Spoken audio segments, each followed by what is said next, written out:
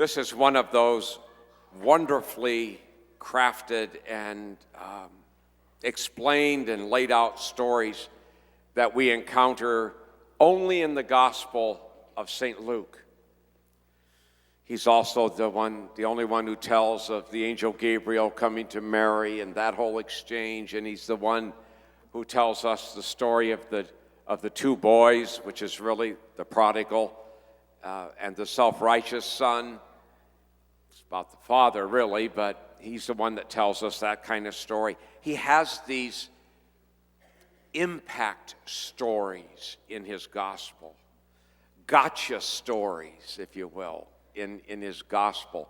Ones that go right inside and go, ooh, yeah. He just has a way of being able to do that. There are interesting people in the story today. Of course, there's Jesus in the story. He's the one we're not. Okay?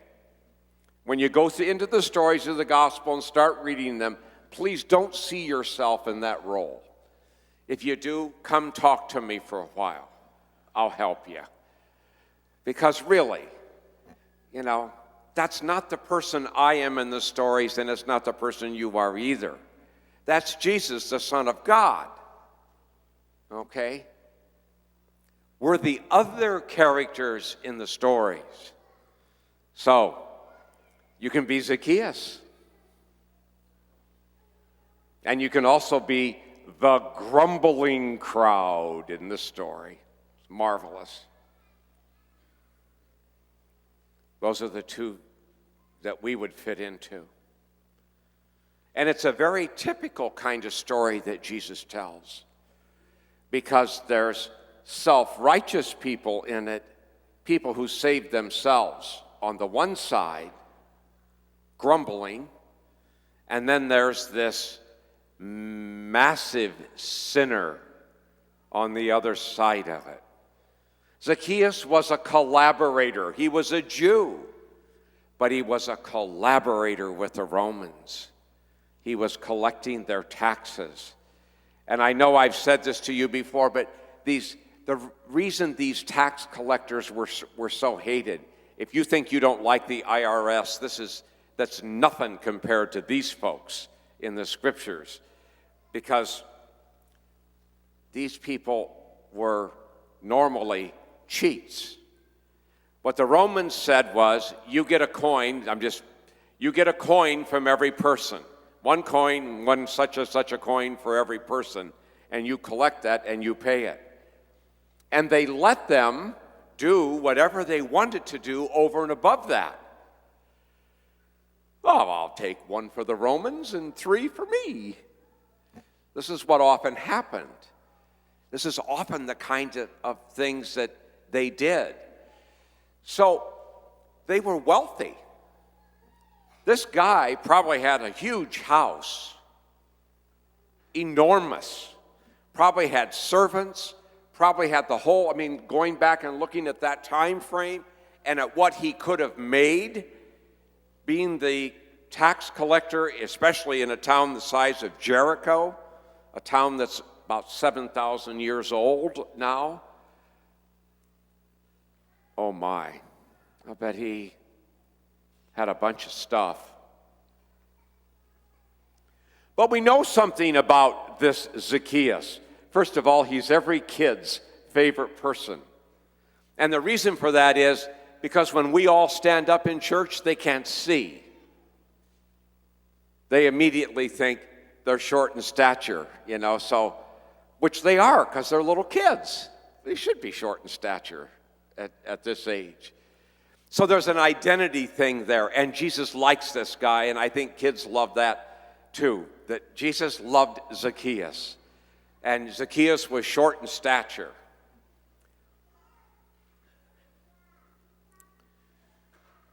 He was more short than that. He had abandoned his Jewish faith, probably ostracized from the synagogue because he was a tax collector. But he was a problem person in the community.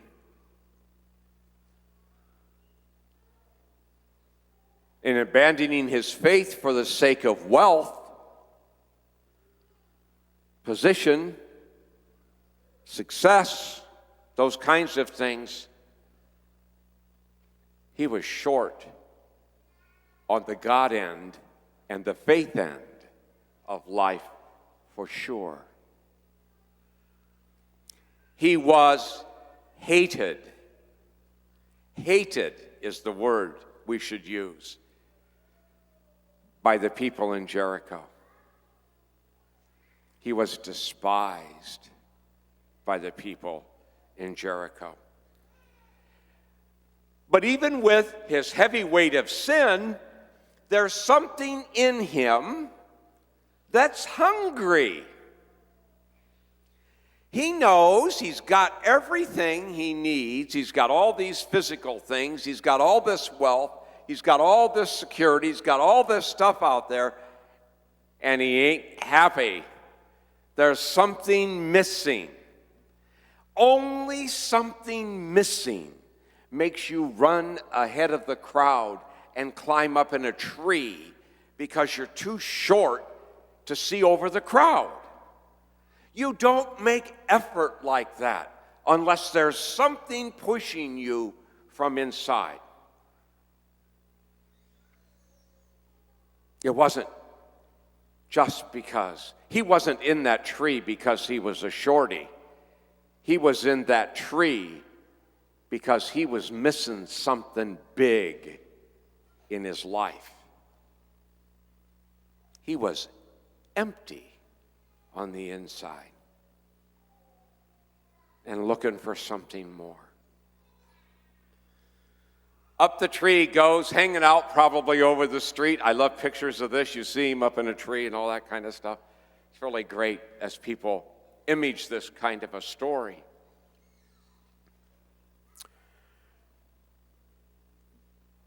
Notice who initiates this whole encounter.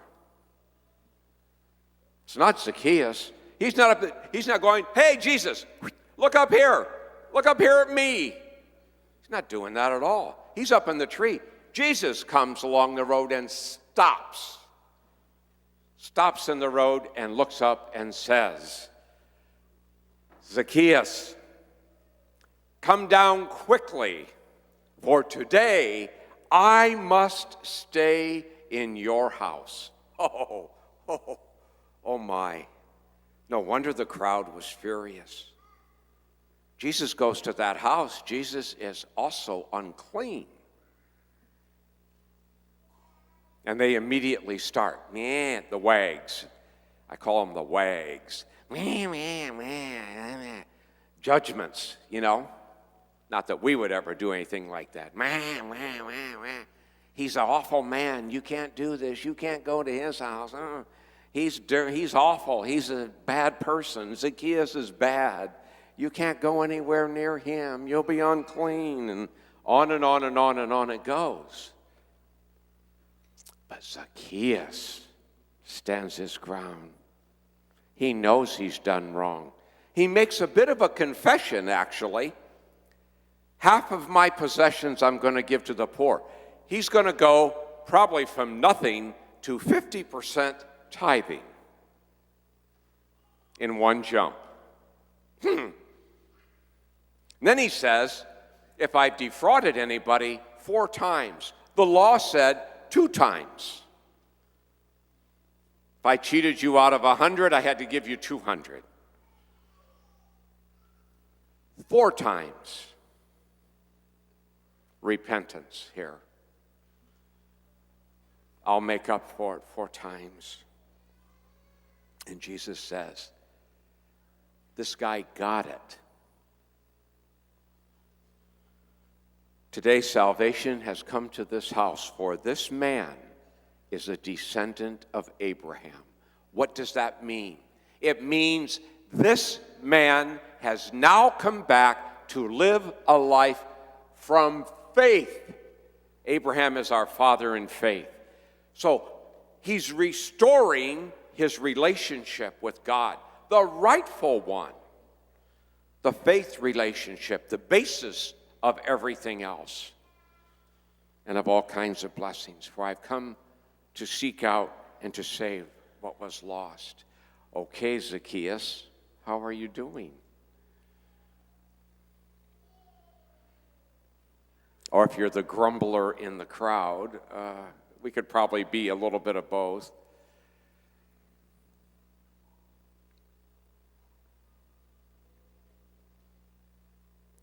Why does Jesus tell his disciples this story? That's who's getting the story. Why?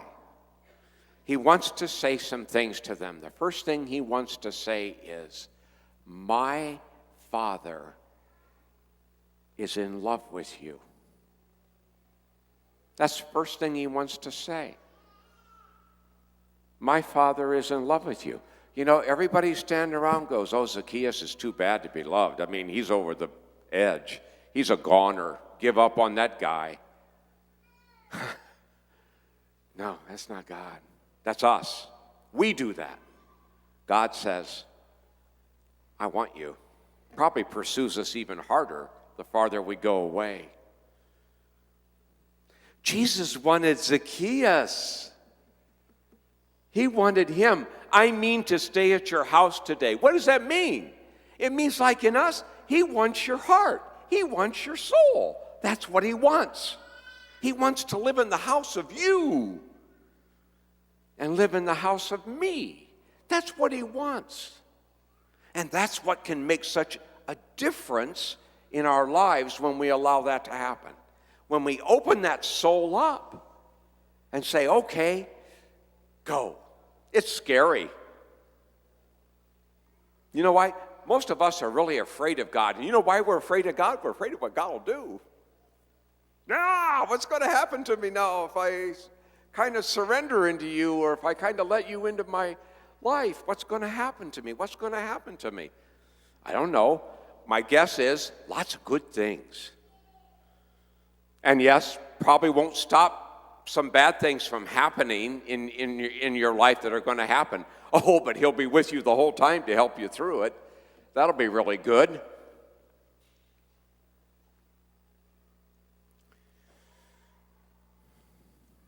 I mean to stay at your house today. That's what we should hear Zacchaeus, or the Lord say to Zacchaeus. I mean to stay in your heart and soul today. Isn't that wonderful?